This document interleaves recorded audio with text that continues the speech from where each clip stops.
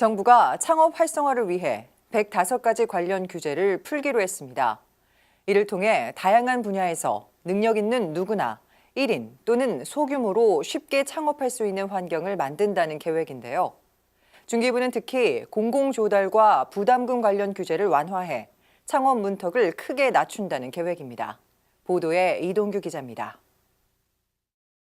정부는 지난 24일 이낙연 국무총리 주재로 열린 국정현안점검 조정회의에서 창업규제 혁신 방안을 확정해 발표했습니다. 이번 방안은 창업업종과 제품 확대, 창업 자격 완화, 창업시설과 인력자본 완화, 절차와 입지 간소화 등 86개 업종 105건의 규제개혁 과제를 담고 있습니다. 정부는 이 같은 규제개혁을 통해 다양한 분야에서 누구나 1인 또는 소규모로 쉽게 창업할 수 있는 환경을 만든다는 계획입니다.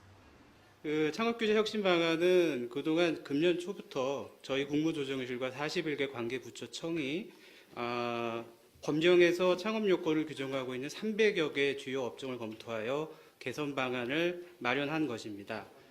특히 중소벤처기업부는 경제적 부담 완화를 통한 창업 활성화를 추진합니다.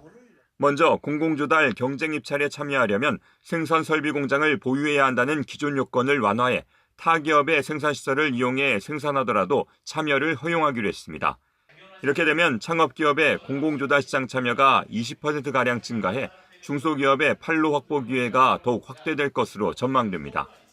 공공조달 시장에 들어올 수 있는 기회를 제공해 줌으로 해가지고 기업들이 기술 개발에 좀 더 매진할 수 있게끔 해주고 그다음에 그걸 통해서 그 어떤 우리나라 경제의 근간이라고 할 수 있는 중소기업들의 어떤 그 자생력도 높여줌으로 해서 또 많은 중소기업들의 기술 개발과 인력 창출을 목표로 하고 있습니다.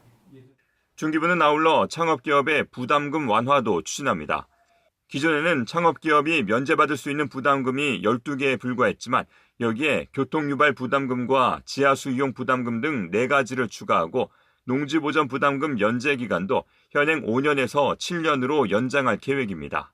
이를 통해서 제조업 창업기업의 경제적 부담도 완화시키고 창업 활성화도 도모하고 일자리 창출을 기대하고 있습니다. 그리고 연간 1만 2천여 개의 제조 창업기업에게 135억 원 지원이 이루어질 걸로 예상하고 있습니다.